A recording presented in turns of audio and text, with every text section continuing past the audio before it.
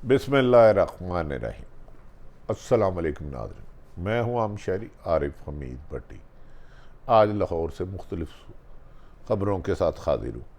नाज़रीन, पंजाब के बाद इमरान खान का अगला निशाना क्या होगा, हिकमत अमली तैयार कर ली गई। वफाक ने भी लड़ाई के लिए मैदान सजा लिया। अहम अफसरान की तबादले।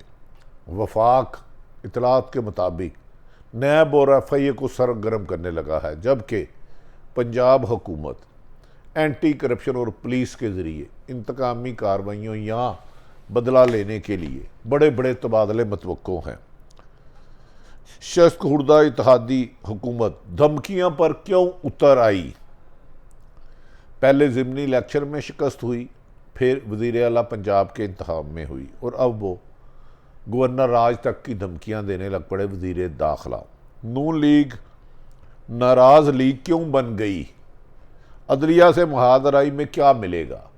नून लीग आपस में इख्तलाफात, इत्तेहादी जमातों में इख्तलाफात और इमरान खान के लिए एक दूसरे को ख़तरा समझने के लिए तमाम जमातें आइनी और कानूनी हदूद पार करने लगी। इंतकामी कार्रवाइयों का सिलसिला कहा जा रहा है आने वाले दिनों में तेज़ होगा।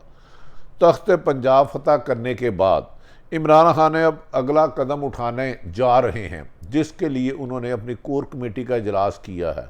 उनका कहना है कि वो वफाकी हुकूमत का बहुत जल्द खात्मा कर देंगे और वफाकी हुकूमत के इत्तेहादी इमरान खान पीटीआई के चेयरमैन के साथ राब्ते में हैं और किसी वक्त भी वफाकी हुकूमत का बिस्तरा गोल कर देंगे और अगले इलेक्शन तक वो आराम से नहीं बैठेंगे। आज रात उन्होंने अवाम से खिताब करने का फ़ैसला किया है, जिसमें वो मुस्तहकम पाकिस्तान के हसूल का रास्ता बताएंगे और अपनी आइंदा की हिकमत अमली बनाएंगे कि वो मुल्क को माशी बदखाली और सियासी अदम इस्तेकाम से निकालने के लिए क्या क्या इकदाम करने लगे हैं। कल रात लोगों ने बगैर किसी कॉल के जब परवेज़ लाही को सुप्रीम कोर्ट के ऑनरेबल जज साहब ने वज़ीर आला पंजाब बनाने का हुक्म सादर फरमाया, तो पाकिस्तान भर में पीटीआई की क़यादत की कॉल के बगैर हर शहर में हज़ारों की तादाद में लोग बाहर जश्न मनाने निकल आए और इस रवायती सियासत करने वालों को होश के नाखून लेने चाहिए, जो कल रात जश्न मनाने निकले और हुकूमत की निजात से नौकर निकले। ना उन्हें बसों पे लाया गया, ना वैगनों पे लाया गया, ना उन्हें खाना खिलाया गया। लोग अपनी खुशी से लाहौर, कराची, इस्लामाबाद, पेशावर, सियालकोट, पिंडी, सखर और दूर दूर तक इलाकों ने पीटीआई की कामयाबी पर जश्न मनाया। नाज़रीन, इमरान खान का बड़ा मकसद वाज़ेह है। वो सिर्फ़ और सिर्फ साफ शफाफ इलेक्शन चाहते हैं और वो चाहते हैं इन साफ शफाफ इलेक्शन में मौजूदा इलेक्शन कमीशन की बजाय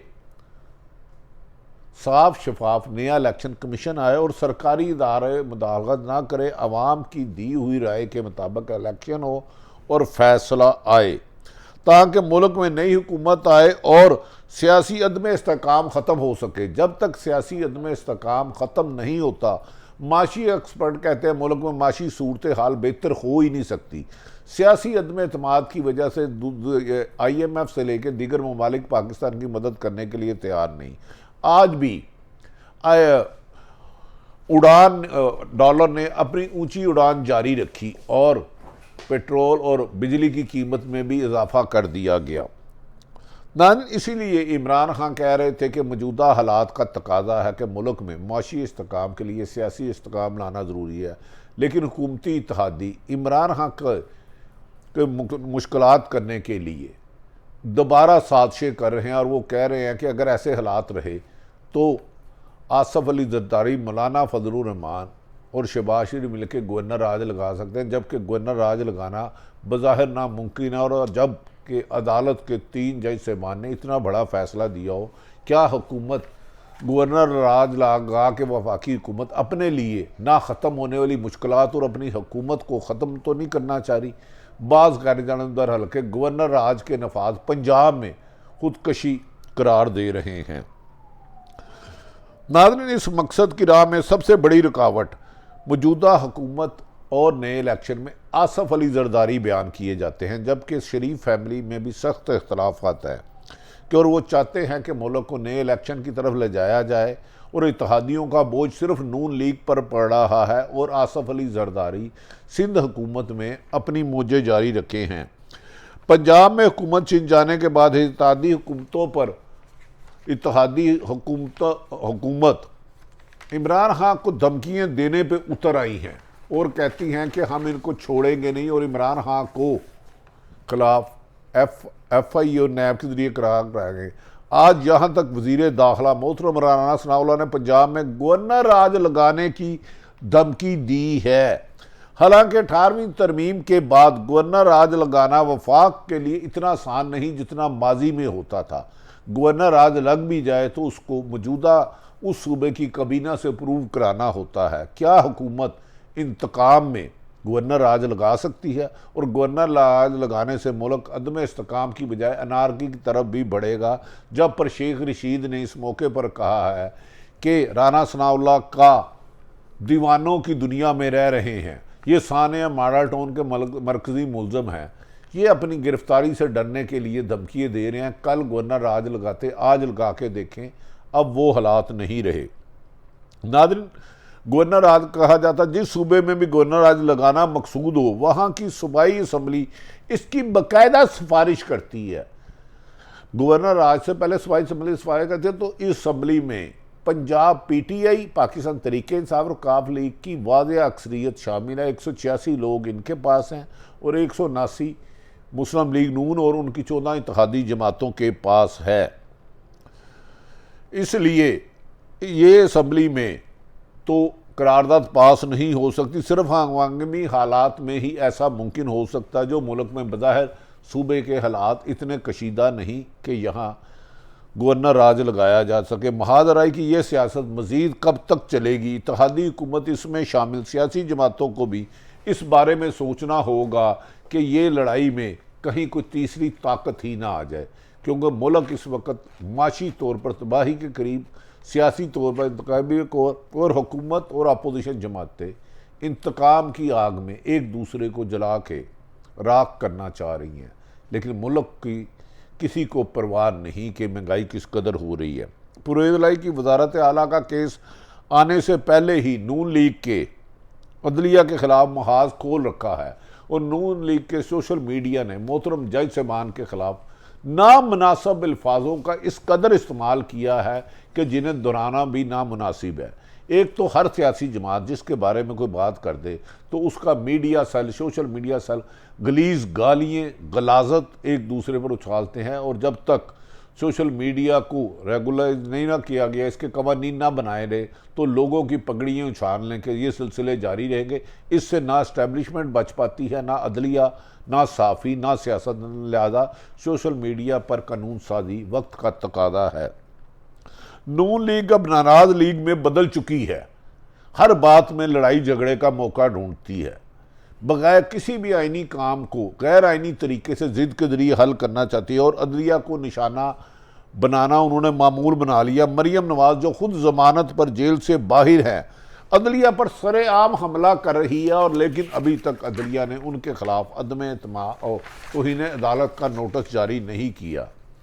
इनका कोई नज़रिया ही नहीं रहा, पहले वोट को इज्जत दो फिर वोट को दफन दे दो, पहले वोट को इज्जत दो फिर नोटों को इज्जत दो, फिर मुनव्वर फरारीन को इज्जत दो, फिर इस्टेब्लिशमेंट को इज्जत दो। जब हुकूमत मिल गई तो जो आर्मी चीफ का रिज़ाइन और DGI के रिज़ाइन मांगे थे वो आर्मी चीफ और अदलिया के गुन गाने लगे। जब अदलिया ने कासम सूरी पर इमरान खान की हुकूमत का खात्मे की रूलिंग को गलत करार दिया, लेकिन जैसे ही इनके खिलाफ आया इन्होंने इस्टेब्लिशमेंट और अदलिया को मरियम नवाज, मौलाना फजलुर रहमान, नवाज शरीफ ने आड़े हाथों लेने शुरू कर दिया और मुख्तलिफ इनके लीडर भी अदलिया के खिलाफ नाजेबा अल्फाज इस्तेमाल कर रहे हैं। जिस अदालत के बायस आज ये लोग हुकूमत में हैं, इसी अदालत पर तनकीद कर रहे हैं। अगर यही अदालत के मोहतरम 3 जज साहबान कासम सूरी की रूलिंग को करार दे देते तो ये इक़्तिदार में ना होते या जेलों में होते। लेकिन सियासतदानों में बर्दाश्त की कुव्वत ख़त्म होती जा रही है। जिसके खिलाफ फैसला आए वो अदारों को और सहाफ़ियों को टारगेट करना शुरू कर देते हैं। दूसरी जानिब माशी सूरत हाल दिन ब दिन बिगड़ती जा रही है। डॉलर को लगाम देने वाला रहा ही कोई नहीं। स्टेट बैंक को एक किस्म का बेच दिया गया है। इस पर रेगुलाइजेशन कोई कर ही नहीं रहा। जिस दिन से ये हुकूमत आई है, इस दिन से आज तक डॉलर की कीमत में 56 रुपये का अजाफा हो चुका है, जो 70-75 साल तारीख का सबसे ज़्यादा अजाफा है। IMF से मुआहदा तय होने में भी अभी 3 हफ्ते लगेंगे। क्या इस दौरान खुदा ना खास्ता डॉलर 300 तक तो नहीं छू लेगा या 250 तक तो नहीं छू लेगा, जबकि सूरत हाल तशवीशनाक है और ब्लैक मार्केट में डॉलर इस वक्त 148 और 46 रुपये में जा चुका है। नाज़रीन, इस दौरान डॉलर ने 300 रुपये तक पहुंचने का खदशा है, जबकि बिजली की कीमत और पेट्रोल की कीमत में फिर इजाफा किया जा रहा है। एक तरफ मुल्क में अदम इस्तेकाम, दूसरी तरफ इमरान खान कह रहे हैं कि अगस्त के महीने में वो इस हुकूमत के ख़ात्मे की खबर सुनाएंगे और नए इलेक्शन अक्टूबर या नवंबर में हो सकते हैं। सारी सूरत हाल तक वज़ीर आला पंजाब परवेज़ लाई ने हलफ ले लिया, लेकिन साहिब इल्म कहते हैं कि परवेज़ लाई जो पहले भी वज़ीर आला रहे हैं, इमरान खान के लिए उस्मान बुज़दार नहीं बनेंगे, क्योंकि उस्मान बुज़दार के ख़िलाफ़, साबिक़ वज़ीर आला के ख़िलाफ़ एंटी करप्शन में तमाम शवाहिद के साथ अरबों रुपये मुबैना करप्शन के उनके और उनकी फैमिली के खिलाफ मुकदमात है और सबूत मौजूद हैं।